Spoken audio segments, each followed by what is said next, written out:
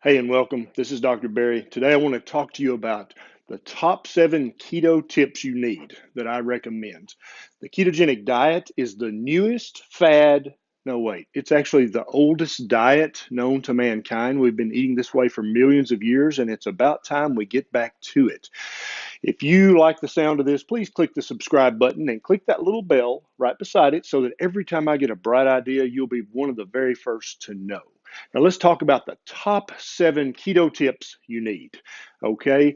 Number one is start now. Start right now. Start today. You don't have to prep for this. You don't have to study up for this necessarily. There's going to be a learning curve with the ketogenic diet, but that's okay. You can still start today. It's as simple as trying to eat as few carbs as possible and trying to eat as much fat as you can in a day. Okay. Don't worry about counting macros. Don't worry about buying a book. Just operate on those 2 principles starting today. Start right now. As soon as this video is over, share it on your social media, and then start your ketogenic diet. It's really that simple. You can learn as you go along. The ketogenic diet is very forgiving, and so that's what makes it possible to do this. Number two is you're going to need to eat more salt. Okay. Salt has been demonized in Western medicine for what, 50, 60, 70 years now. There's absolutely no research and no science that backs this up. You can eat as much salt as you'd like. There's research that shows that if you just let people eat as much salt a day as they want to, they average out somewhere between 3 and 6 grams a day, and that's probably the healthy amount of salt you need. When you start a ketogenic diet, it is one of the most anti-inflammatory diets that there is on the planet. Okay, so if you have any inflammation in your gut, if you have inflammation in your joints, if you have inflammation in your skin, that inflammation is going to get better. And inflammation causes swelling, right? And so when swelling gets better, the water that caused the swelling, that's what goes to the tissues and makes them swell up. That water has to go somewhere, and you're just going to pee that out. It's called diuresis. And so most people notice on the ketogenic diet, their face starts getting slimmer and they lose 5, 10, 15, 20 pounds within the first week or two. That's not fat loss. I'm sorry, that's water loss, but that's still a good thing because that means that you are improving the inflammation all over your body. But as that water leaves your body, it takes salt with it. And so you can, this is part of the reason people have the keto flu, they have cramps, they have other things when they're doing the ketogenic diet, is because they're still afraid of salt. Stop being afraid of salt. It is your friend, it is not your enemy. Okay, number three is get rid of the temptations in your house. And I know if you are part of a large family, that may be troublesome to throw away all the chips and all the crackers and all the bread. Also, if funds are limited, if you're on a limited budget, that may hurt a lot. And so refer back to number one, start now.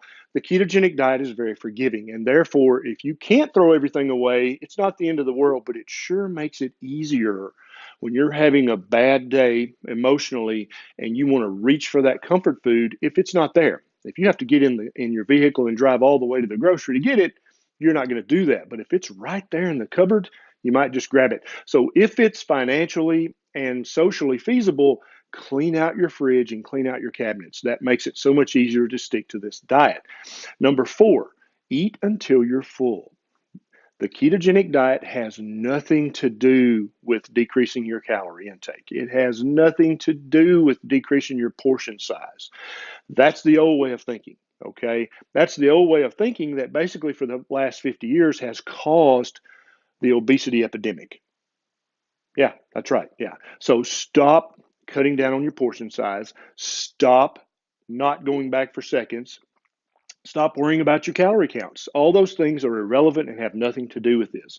When you eat enough fat, you're going to trigger the satiation hormones in your brain and in your gut that tell you, hey, dude, you're full, stop eating. And when that happens, you're done. You can't eat more fat. Unlike if you have a huge family size bag of Doritos, you can eat the whole bag and you don't ever get that hormonal trigger saying, stop that, you're full. So when you eat enough fat on this diet, you're going to be full. So don't worry about portions. Don't worry about any of that. Just drastically cut the carbs and increase the fat consumption, and this diet's going to work for you. Next is your initial weight loss is fluid loss. It's not fat loss. So I've had patients be like, "Oh, I lost 15 pounds on the ketogenic diet in 2 weeks, and so I just quit because I'd reached my goal." No, no, no. First of all, the ketogenic diet is not a diet. It really should be called the ketogenic lifestyle because this is the way human beings are supposed to eat. This is the way I want you to eat for the rest of your life. Okay. This is not a short term diet. If you lose 5, 10, 15, 20 pounds in the first week or two, you haven't lost any fat, maybe a pound, but that was water loss. You haven't reached any goal whatsoever in the first week or two with a ketogenic diet slash lifestyle. So don't let that trick you. Remember, we talked about how the ketogenic diet is the most anti inflammatory diet on the planet. And so you're going to have less swelling in your face. You're going to have less swelling in your gut, less swelling in your joints. Swelling is caused by cells taking up extra water. When you get rid of that water, you're going to pee off the water, right? And so that weight loss is water loss, not fat loss. So don't be tricked by the initial weight loss. Next is learn to eat new things. And I seem to have more trouble with my male patients on this than my female patients. Yeah, I understand you're used to eating chicken nuggets and ketchup, and that's your go to, and that's what you eat every meal. Okay, that's dumb. Stop that. Okay. Part of being a mature grown up, part of being a man, part of being a woman is loving to try new things. Okay. And so if you don't love to try new things, you need to get over that because that's, first of all, a sign of immaturity. Second of all, it's not going to help you on the ketogenic diet. You need to take a trip to the grocery and just walk around the produce section. And you need to look around and you need to find one or two or three new ketogenic vegetables that you've never tried and try them. Remember, you can salt them as much as you want. You can use as many spices and herbs and pepper as you want because those things are ketogenic. They don't mess up your insulin level. They don't mess up your fast. They don't mess up your diet. You've got to try new veggies, okay? You've got to go to the meat section and you've got to look around and try new cuts of meat, new kinds of meat you've never tried before. If you're not willing to do that, then you're probably going to fail at this lifestyle because you have to be a mature adult to do the ketogenic diet. There is new research just out that shows that the human palate is retrainable. It's absolutely proven that you can learn to like new foods. So if you're a chicken strip and ketchup guy, dude, stop that. Okay. You sound like a 12-year-old. Get out there and try some new foods. I promise you'll like some of them. Okay. I hope I didn't make you mad, but if I did, you probably needed to hear it anyway. Now, number 7 is if you cheat, if you mess up, if you do grab that family size bag of Doritos, what do? Most people's impulse is to just quit, give up. Or for the rest of the day, well, I already did that. I'll just eat crap the rest of the day.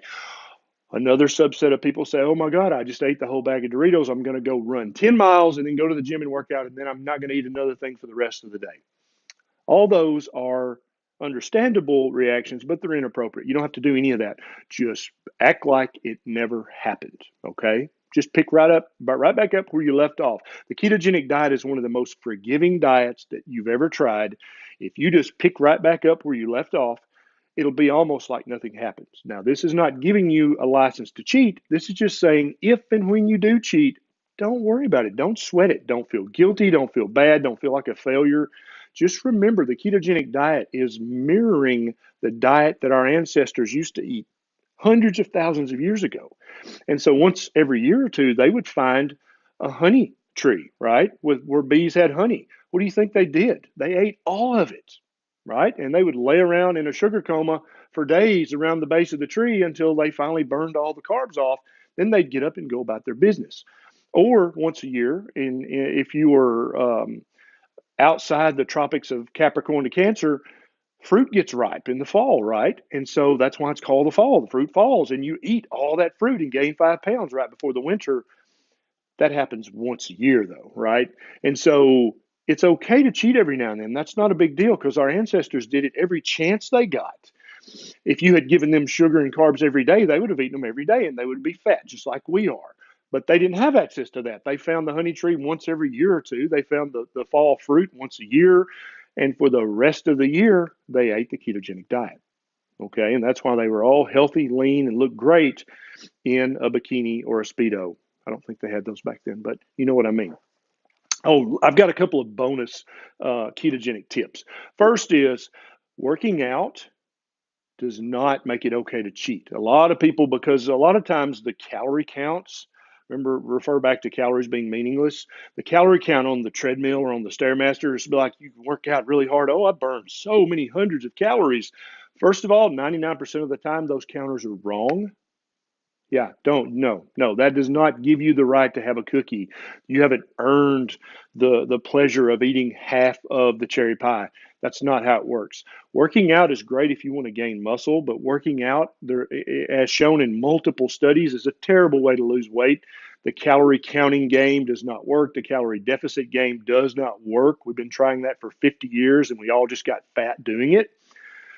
Work out if you want to gain muscle. Work out if you want to keep your brain healthy and actually put off dementia.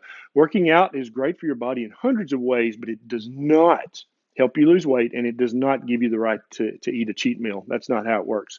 My last bonus tip is consider blending intermittent fasting with your ketogenic diet.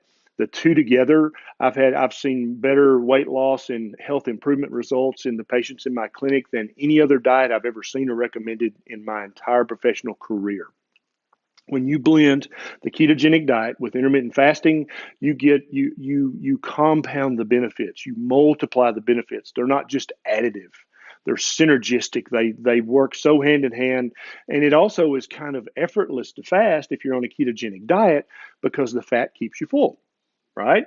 So if you've enjoyed this video, please share it on your social media. Share it on Facebook, share it on Instagram. I love making these videos, and I'm sure you have friends or relatives who really need to hear this message. Now, if you'd like to support me in a more personal way, I have a Patreon page. There's a link down below, and you can give me $1 if you want to, just to help me have more time to make these videos. This is Dr. Berry. I'll see you next time.